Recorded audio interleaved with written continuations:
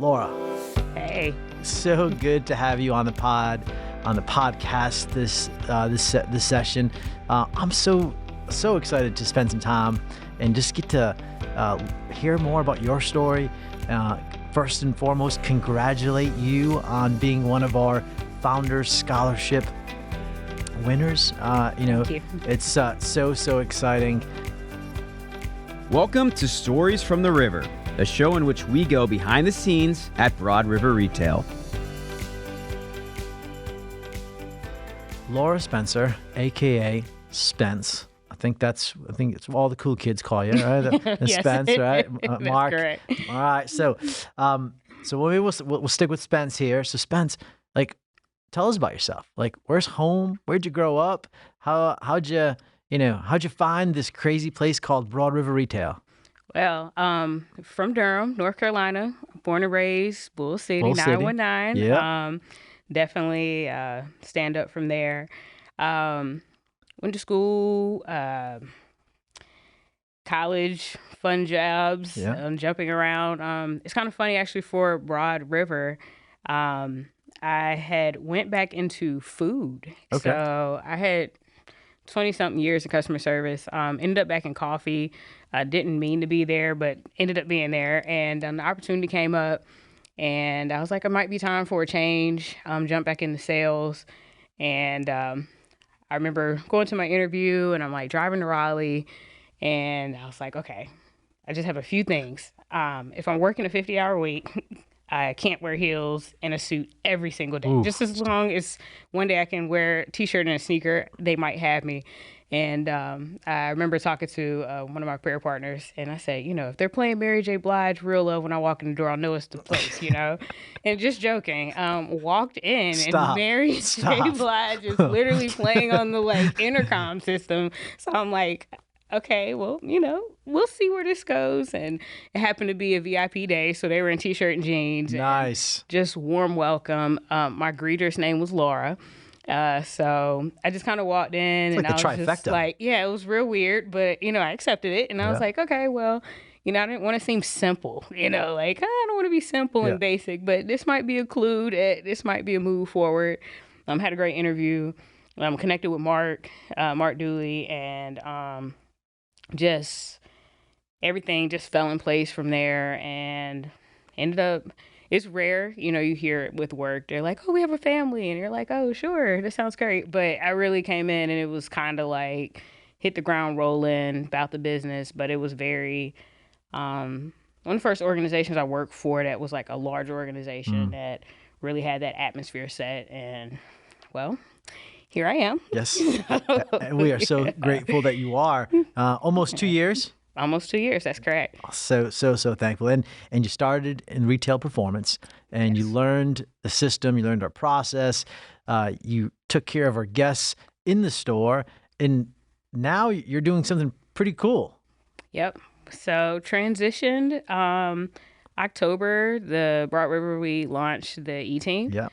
So e-commerce, basically kind of like liaison between the home store and the website. So that's been fun. Just kind of transitioning into a hybrid remote role, which helped with school. But definitely you're doing the same thing, but it's a different beast. So It's been fun to be part of that launch and startup and something different, a new pathway for the company. I love it. Well, a big part of it that we talk about is healthy things grow. And we love that with career paths. And what a great example you are for folks that are listening, that you started in one role, right? And you were unsure about that, but the music, the VIP day, meeting Laura on your first day, it all kind of clicked.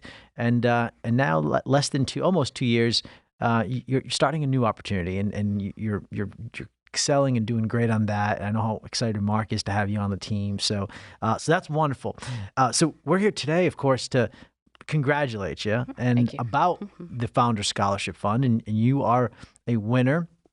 And I'm so excited about your story, because I think your story is one that is going to resonate with a lot of our listeners, a lot of our folks who,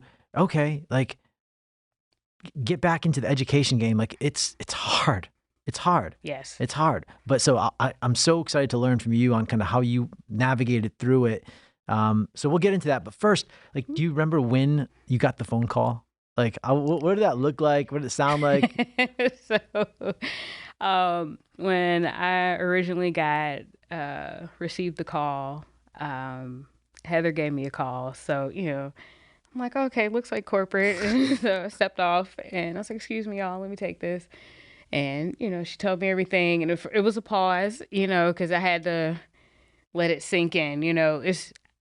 It's kind of one of those moments where it's like, okay, if somebody offered you a raise for this amount of money, how would you feel about moving into that position? Someone says, hey, we'll offer you extra 10 grand a year, or, that amount. You're like, oh yeah, let me check it out. Yeah. So I remember having that epiphany, like, okay, how many mattresses did I need to sell to get caught up with this extra scholarship? And then, like, after it sunk in, I was like, had the humble moment, like, oh my God, let me not be emotional.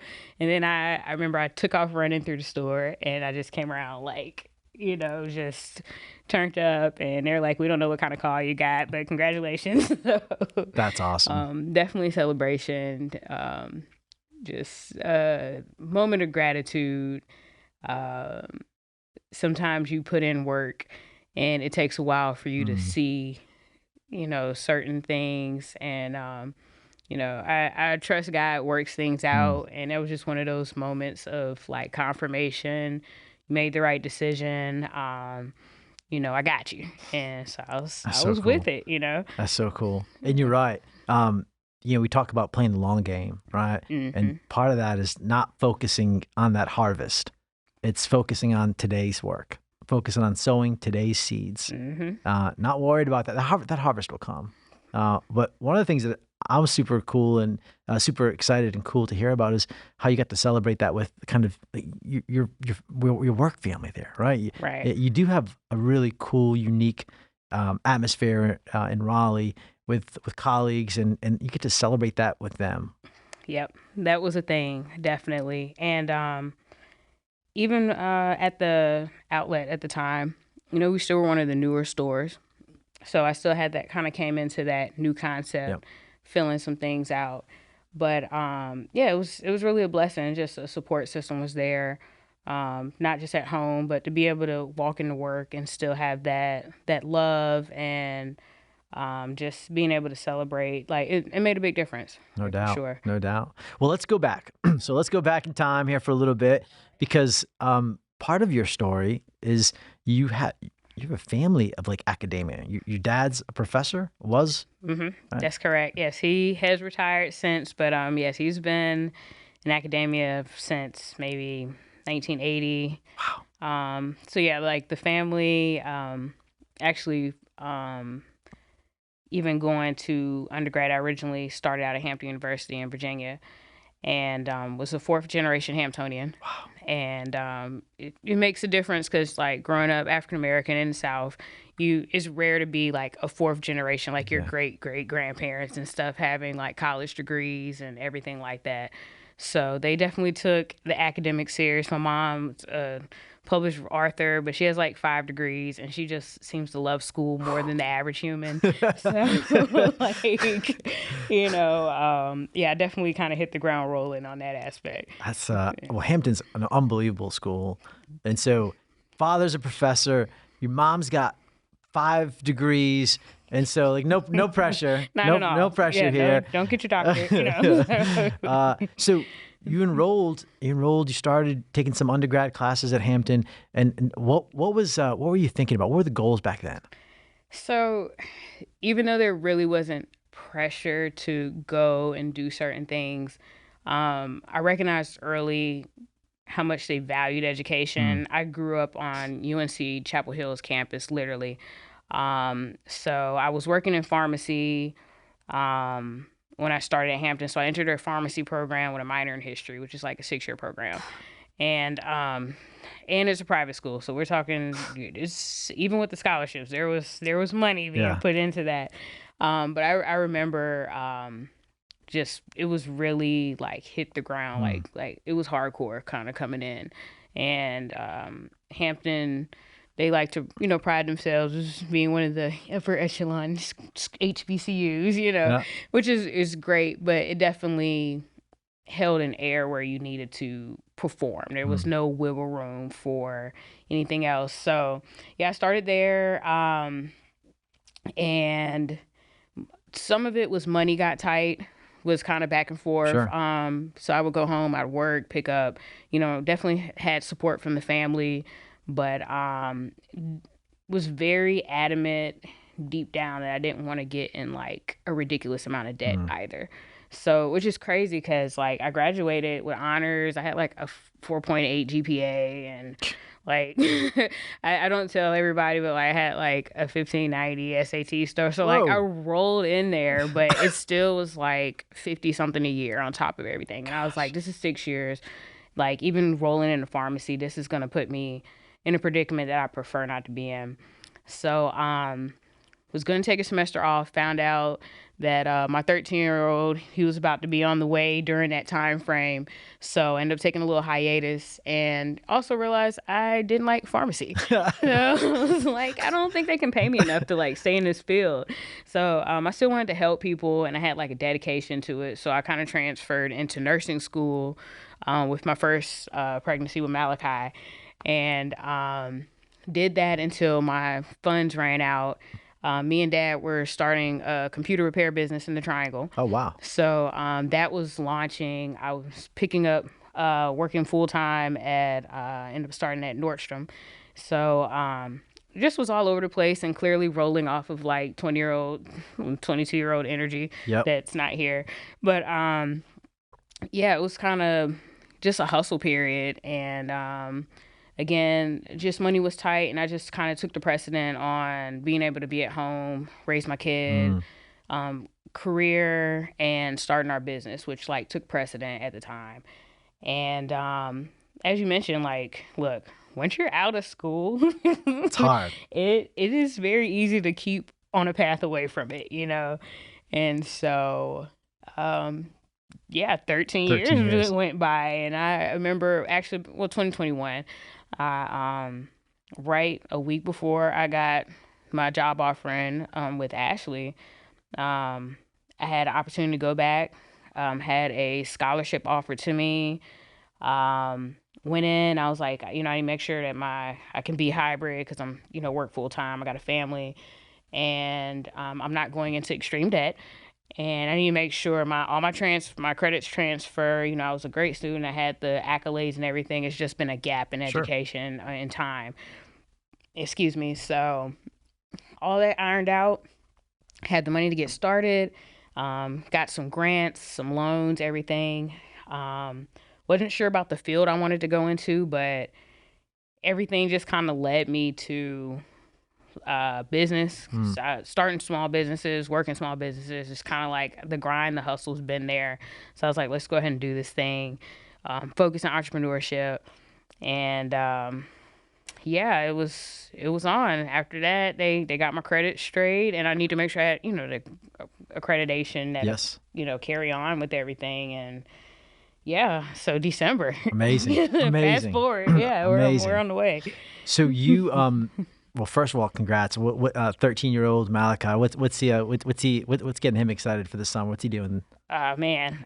So Mal, he's definitely, he seems to enjoy school like my mom, which is great. I didn't have such enthusiasm, but he's definitely a gamer. Like I said, him and me and Dad started computer repair, so he's very technologically savvy. So that generation, they all were born with like the iPads in their hands. That's our fault. But he definitely has that knack for like coding, wiring. So cool.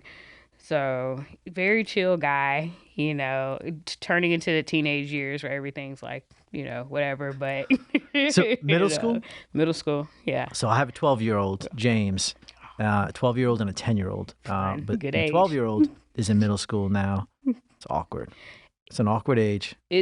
I recall 12. Yeah. Awkward is probably the best way to. That's the word that comes. But to your point around like being computer and tech savvy, like, I mean, he'll switch up things like on my phone. I'm like, well, how'd you do this? Like, I mean, So it's to them, it's just so quick. And well, thanks for sharing a lot of that. I'm going to go back and just ask some questions. Yeah, for sure. Just because I think there's so much there. So how'd you hear about the scholarship, about the founder scholarship? Like when you started, like how'd you hear about it? So I was working at the Raleigh outlet as one of the sales managers, and they knew that I had went back to school. Yep. And I remember people like, how are you doing this? You know? And so whenever I come in, basically I'm either talking about Malachi, I got to stay up till 2 to finish some homework and a project, or it was work. And scholarship, before the announcement was made, my manager, Mark, and a couple of my coworkers were like, hey, like, there's a scholarship. Like, you should totally apply, And I got it over and over again. So I was like, okay, I'll keep an eye out for it, And I got the email. And I was like, yeah, no, I need to, like, apply for the scholarship. This is a great opportunity. Like, worst case scenario, the answer is no. Like, I was prepared to pay for it anyway. So the email came. Great. Yeah. That's great. And so you are at American InterContinental, and you are graduating this December. How cool is that? Yes. Very excited, trying to be cool about it. Absolutely determined. Yes, you are. Not veering off course this time, too close to the goal. I can see it over the horizon. Looking forward to hitting that milestone finally.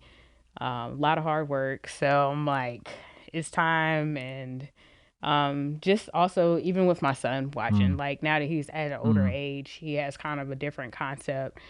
And, he's even told me like, I've seen your hustle, because he'll come down and I'm like in the kitchen and like 1 a.m. I'm like, I'm working feverishly on this paper, I got to finish this. And just a reminder of, keep pushing. And it's okay to like not to take the traditional route all the time. That's right. I don't regret any of my steps or decisions, the experiences that I've had. I'm just thankful that the opportunity came up where I could get back into it and then have stuff like the Founder Scholarship through like my job. Like was a blessing, so. It's a beautiful example of perseverance and determination. Like you are determined. And I actually love that you're getting your degree in business administration and focus in entrepreneurship, because I see the way, as we talk about small businesses and entrepreneurship, like you just light up. Like you're gonna, we'll talk about some goals here in a bit. But all right, so now, like advice. Okay. Advice for others, right? Others that.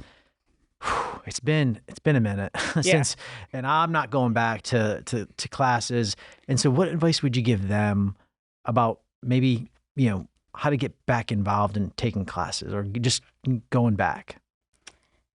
First and foremost, I'd say don't force a puzzle piece.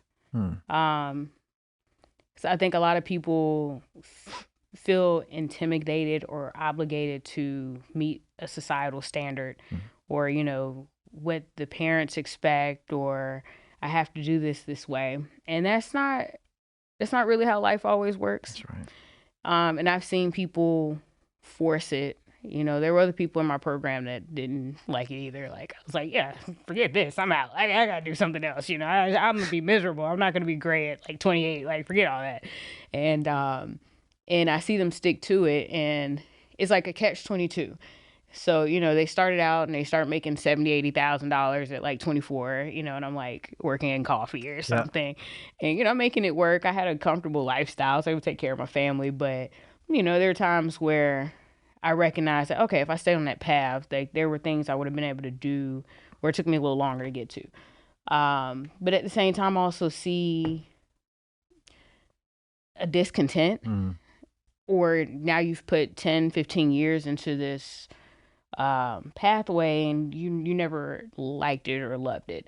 And I see that with too many people. Or here you are and we're, now in our late 30s going into our 40s and you're still in like insurmountable debt. And I just encourage people to take your path. But at the same time, don't ever be discouraged from like stepping out. Like, it's kind of like, overused, but you miss 100% of the shots you don't take. And that's like the realest thing ever. That's why it's probably burnt out. But you just, stick to it, but don't be discouraged. It's never been too long. That's right. If I had to cross the stage at 80, then I was crossing at 80. I'd prefer to do it now. But, do your thing and know that those opportunities are out there, and that every life experience you have, it plays into it. So there's things I gained from my 20 years in customer service. There's things I gained from the coffee shop, Nordstrom. Like, customer service it's an inverted pyramid. Like, hear me on this. You can return jeans from 1970, okay? So, yeah. So you have to, you learn. I think they're back in actually now. They probably they're are. Back in, and they probably resold them at the rack, okay? But every step is like providing an opportunity for me to like have a learning or growth or a stepping stone.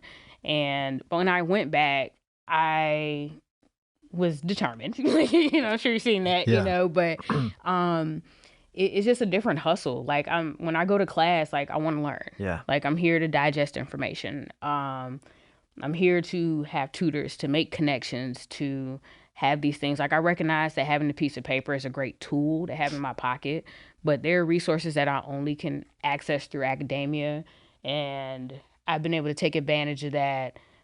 Projects have been, do a PowerPoint for your people wanting to invest in your business. Okay. And I already have a business model, so I'm forced to actually build a business model, write a business plan, create a presentation. Of course, I saved all of it, but it just really like walks you through things that are where you're going to have a practical application of that later on down the road. Right. So it's like super dope when you're into it. Yeah. So do your love thing. It. Yeah. You gotta love it. I was like, you gotta do your thing. Yeah. Like, just don't be scary. Like, step out. Every step ain't gonna be comfortable. That's right. That's great advice. You've mentioned coffee several times, and yeah, I got a passion for it secretly. I am a big fan of coffee. So tell us something interesting that you learned when your time in the coffee business. Long-term relationships. When I was working at Nordstrom before I like started moving up into management, my manager, who I was actually pretty close with, she ended up going on maternity leave. So I had to like run the store. I was like the most seasoned person. So I was like, oh yay, more work for for tips, But ended up being like a phenomenal experience, because from an experience standpoint, learn how the inner workings. I had to manage the team. Like, I didn't have like someone to fall back on. I had to learn how to do like the logistics and do that, and the building's on fire, we're out of sugar, need to make a latte, the schedule's wrong. You had to figure out how to like balance all that. Had sponsorships with the Apple store in South Point Mall. So like we like hosted their launch event in Durham, which was super cool. That's cool. Boosted sales. Like, I had like a bunch of things like happen in that little period of time where I was like, you know what, I think this might be a thing. And I don't know, I kind of like fell in love with the coffee game there. But I learned how to multitask. There you go. And in the multitasking, like even with the Apple launch, there was a lot of networking. And it's cool working in the mall because you kind of like, everybody's there. But a lot of business contacts and people, like, to this day, it's been 10, 12, maybe longer years. Like, I'm still very much in contact with them. So when we do projects, I can call the old manager of Ulta, reach out to the human resource person from so-and-so, and we're still able to collaborate. That's awesome. Yeah. That's awesome. So podcasts. Cool. Do you listen to any other podcasts? Are you a fan of any others? Or are you more streaming? Like, do you like shows? Like, what do you enjoy doing when you're not thinking about the next business or hanging with Mal? So, funny story. Like, I'm actually not really a TV person. Okay. Like, I'm not. I don't have any time. Yeah, that's key right there. Yeah, so I'm like, I really don't really watch TV. In the car, I definitely have my auxiliary cord, listening to like my 90s, 2000s list that's been on repeat for like a decade. But before school has my brain like totally maxed out, just because I'm not taking any breaks with it. The one podcast I used to tune into regularly is called the Millionaires Roundtable. Yeah. And the lady, very practical from the ground up. Her name was like Lynn Richardson, I believe. And she hosted one of the sessions. And I just happened to tune in, and a voice gets on it. And I was like, this voice sounds real familiar, you know? And sure enough, it was a close family friend. That's like a play cousin to me. That was like a mentor on there. And I just remember being just like starstruck, even though I like saw her on Tuesday, you know? And they had hosted, her name's Serena Williams. And I don't know, it just one of those moments of like, you know, okay, like, cool, I can come out of like the regular schmegular retail. And like, I remember telling my mom like that night, like, hey, I think I'm gonna be the first millionaire in the family. And she's like, okay, that's random, but I'll support you, you know? And I was just like, I figured it out. Like in my brain, I've cracked the code. I may not be able to articulate it yet, but it's doable, and you don't have to have some exorbitant resources. It's just understanding the rules of money, where to move the chess pieces, That's so cool. and getting this together. And that kind of opened up the door with school, because I was like, all right, I need to start planning. I want to get back in school. I don't know how, but this is part of the puzzle. And I'm gonna make this make sense. You know what I mean? Like, I'm gonna make this make sense. Not forcing it. Yeah. But it's got to make sense. I'm gonna walk this path. It's gonna get done. So, you know, I got to speak it, but I mean, like, I mean that though, you know? I love that. That's so good. So you're going straight through the summer with classes. Oh yeah, no breaks. You're determined. It's December or bust. We are getting there. Yep. And we're all going to be cheering you on as you cross the stage and get your degree. Yeah. I know it's going to happen. So think about. So you're fully committed. Now you're fully committed for the summer. You got lots going on. So now, like, let's dream a little bit. Like, so now you have your degree, and you know, your puzzle pieces are coming into focus. What's that dream opportunity, dream job look like for you? What do you want to be doing? Well, so it's multifaceted. I recognize my big dream is lofty, and which is cool. You know, I'm not discouraged by it at all. So, but I also recognize there's some key steps to get there, just like there were key steps to get me to where I'm at today. So, you know, for example, you know, my background in sales, starting business, working with guests, logistics, is all came together to help me have some key things. First step, I actually started my LLC last year with my son. Okay. And right now, I'm just focused on like basic drop shipping. Keep it simple because I don't have the ability to like do work and school and all that at the moment. Just keeping it basically afloat, building up my business credit, and just having just a little something sprinkling into the account. Next step, I'd like to start vending in the Triangle. Something pretty passive, you know, simple. I'm good with logistics and worked in food long enough. So vending machines, with the business I've maintained in the meantime, I have enough to invest in the machines and get that up and rolling, get my vending license. Use that as kind of the startup with everything and kind of branch out. Moving forward, there's a few little in-between steps, but ultimately, and this goes into the dream because I was speaking real practical just then. Okay. So like, all right, so, you know, I grew up in Durham, I'm Black, you know, female. Doesn't mean you can't do it, but, you know, there's some obstacles or hurdles you may have just sometimes walking in the room, you know.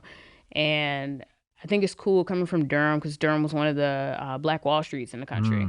The other one was Tulsa, Oklahoma, that got, you know, bombed in 1921, I believe. So growing up in Black Wall Street, my son's grandfather was one of the pillars to start NC Mutual. So kind of got some anchorage in that. Seeing people break barriers in my family that hasn't been done before was encouraging.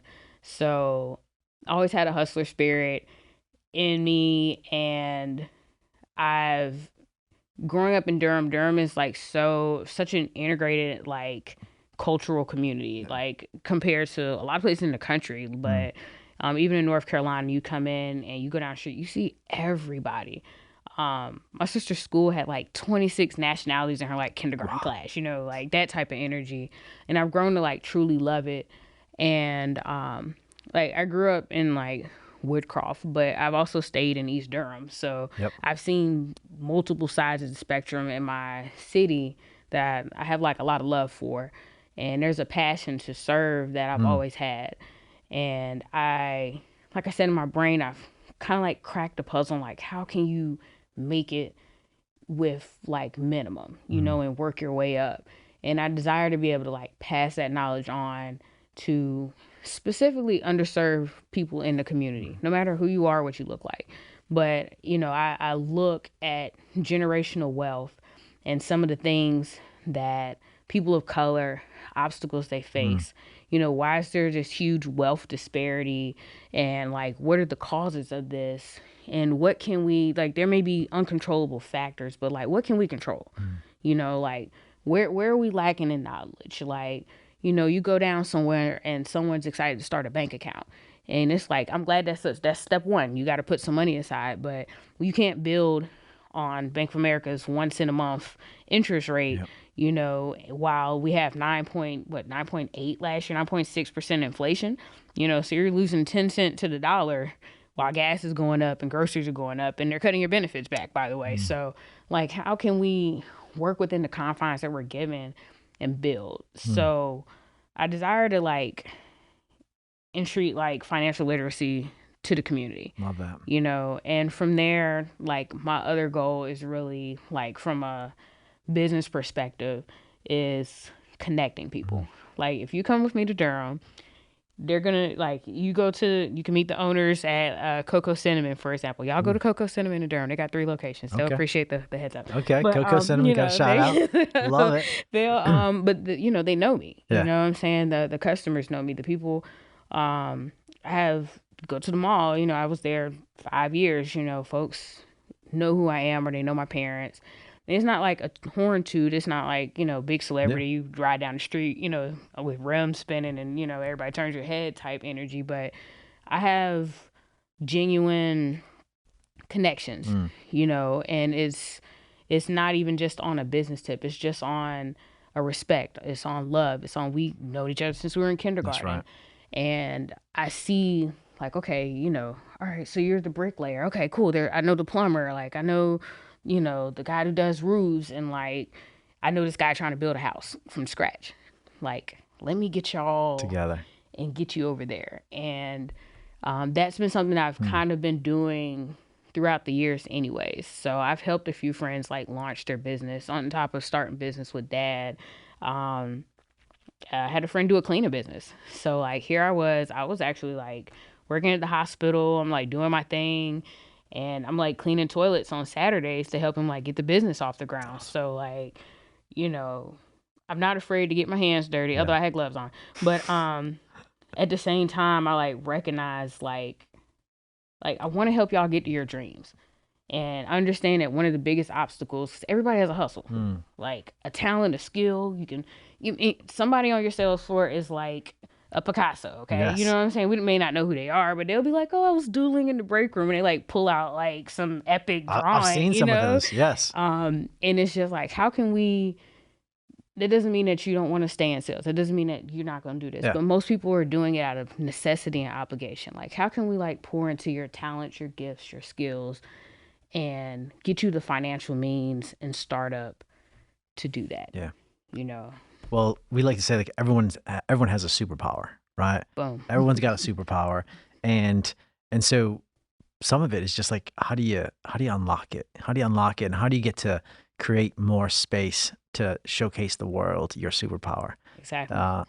You've got multiple superpowers. I mean, what you just articulated and went through around like love for community, and like love for community. And wanting to be like, continue like to double down on Durham. You're like, let's go. Yeah, like we're gonna do this. That's so cool. We're booming. Yeah. Like, I mean, that's some of the reason like housing is crazy, but The Triangle is literally in a boom, and it's Raleigh-Durham's been like the #1 place to live in the country for like a while, and it's cool. It's a hidden gem. People are like, "Oh, you're from Durham?" I'm like, "Yep." And have a stigma. I'm cool. Like, keep our rent low. You can stay. Go to Cary. I'm good. You know what I mean? But yeah, with RTP and everything, it's cool growing up there and seeing like the expansion, because it's like I see the pieces, like or seeing that generation of like my mentors, my big brothers, big sisters that got me 10, 15 years older than me, and seeing them like official launch their business or driving down Main Street and I see their face up and I'm like, oh yeah, that's it, we're doing it. So well, mentorship is so important. And so what's some of the best advice that you've received from one of your mentors? When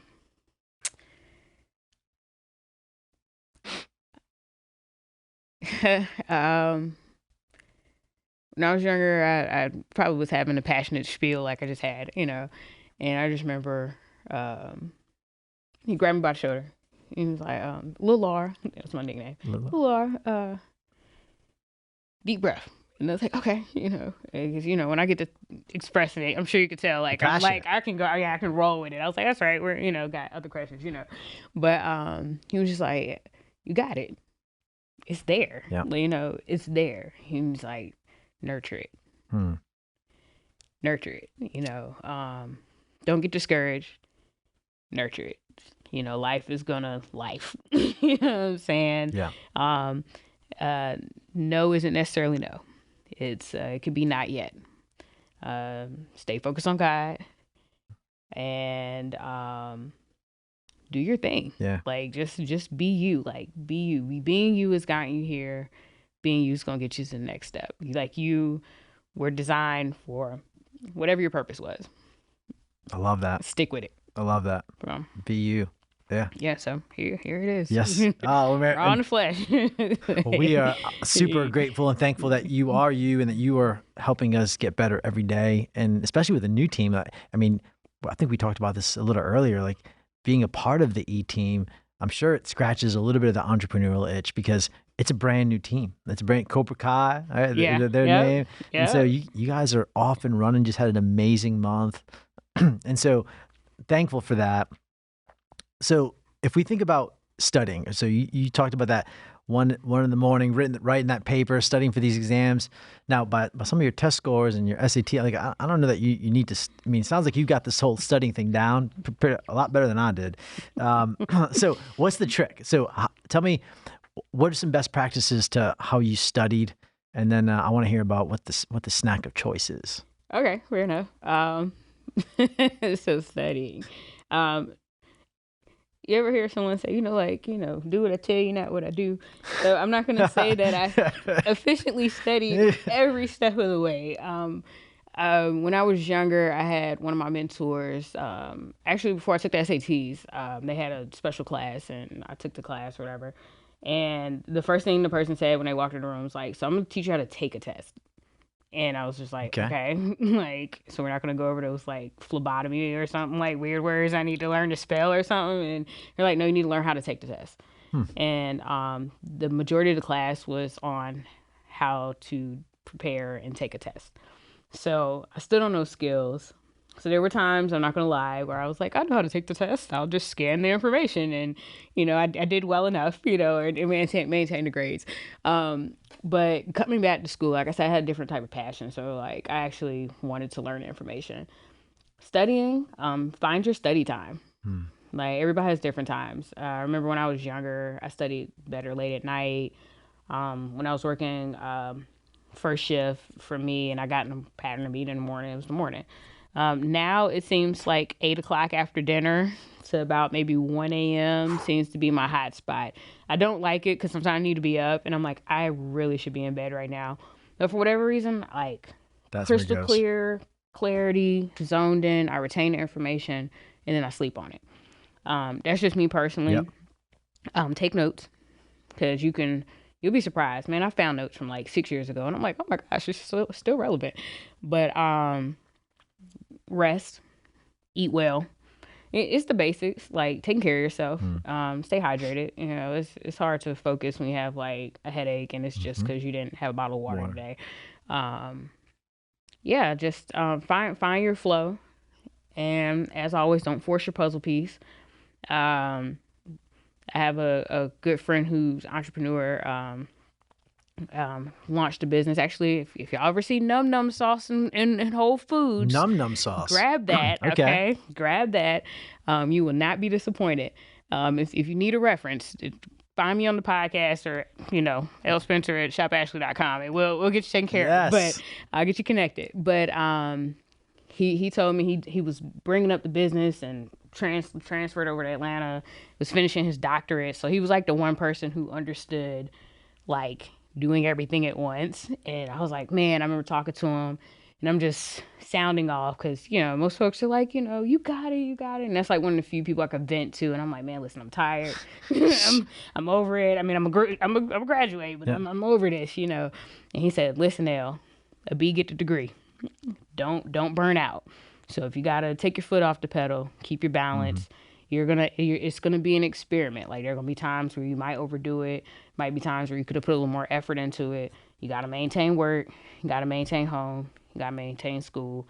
But he said, I know you're like an overachiever with school. Like I know you had like 100s and stuff in class, but a B will get your degree. So do your best, study, put love into it. And turn it in. and I keep that in mind. Like the days where I'm like, I'm about to go to bed. Perspective. Like, no, let me turn this in, That's great advice. That's great advice. Num Num sauce, huh? Yeah. Okay, we'll have to look for that the next time we're out there. And healthy. And healthy. Yeah, good for you. Good condiment. Okay. Well, all right. I figured it. I didn't think that Num Num sauce would hit all the health marks, but I trust you. Yeah. And Told you, I put you on. I'll put you on game. We're gonna tag it. We're gonna tag it on the podcast here. Yeah, for sure. It was. I loved reading your essay. You did such a great job of articulating why this scholarship would be perfect and great for you. Our purpose here at Broad River Retail is furnishing life's best memories. Right. And I loved hearing some of these stories about your memories, whether it's growing up, whether it's continuing your education, and the memories that are still to come.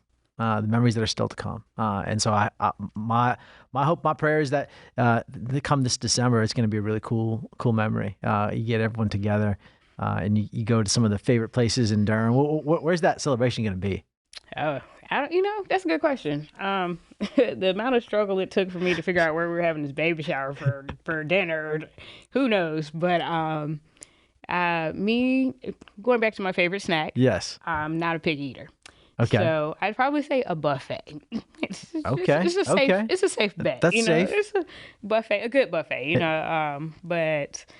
a cookout. Like not the cookout, like, good old home style, backyard, electric slide cookout. It was December, but don't worry. My family's from St. Louis. They barbecue in the winter, so that's normal. Yeah, man, I'm just looking forward to the celebration and the fellowship. We'll have an extra person on board. So she'll be witnessing this, even if she doesn't know what's going on. Yes. But, it's surreal because it's one of those like, oh, it's so close, I can taste it. I'm actually like, yeah, no, this is happening. It is happening. I'm excited. Like I'm elated. Well, Spence, we are excited for you, and thanks for just making us better every day. Thanks for being a part of this team. We're blessed to have you. I'm excited for you. And for Mal, for your daughter who's going to be arriving here this summer, and as you get ready for December, like just know that you have a large team of memory makers across that are cheering you on every day, even in those hard days. We're here because I know how supportive you are of all memory makers on your team. So thanks for spending time. Any last or comments about the scholarship or about advice to folks thinking about applying to this next year? Apply. Hey, I'll roll back to it. You miss every shot you don't take, and if you can apply next year too, That's right. Anything that you can have to support your academic journey, go for it. Let's go. A lot of times we overlook some of the stuff that's right in front of us. And it can, like, some of the best blessings have come in the most simple packaging or from the most unexpected locations. And it's just about aligning yourself and, you know, being where you're supposed to be when you're supposed to be there. So definitely take advantage of it. It'll help you not be discouraged like I was first go around, because I was like, oh, money, oh, debt. Man, listen, this is basically putting me where I need to be. I'm not walking out underwater, you know, and I'm not going to be 50 trying to pay off student loans. And you'll be surprised. Something as simple as a scholarship, like it gave me a boost, but it gave me a continued boost. So on the days where it was like rough, you know, working this, that, and I'm literally like beat down, exhausted. The days I'm like, man, I'm just going to turn this paper in next week. I'll take my 10% off, you know. And then I remember like, you know, no, hold on. Somebody invested in me, you know, outside of just my own. So like, it's easier to take a L where you're like, well, I'm paying for it. I'll get it taken care of. Like, it's another thing where you're like, no, somebody actually like took the time and invested in me. Like they read my story. They, you know, picked me out for a scholarship. There were other people who applied for this. Like, let me honor that, you know. So cool. So go for it. Like, look, people view failure in such a negative connotation, and I get it. It doesn't feel good. Like, it's like, you know, scraping your knee or something, but like the learning experience you get from it. There you go. Like when you can finally like turn that switch of no or failure, I didn't make it, to like step, an experience. I still learned a process and have like peace, you know what I'm saying? And then like, you know, I know everybody may not have my beliefs, but you know, the word literally says, you know, your joy is your strength.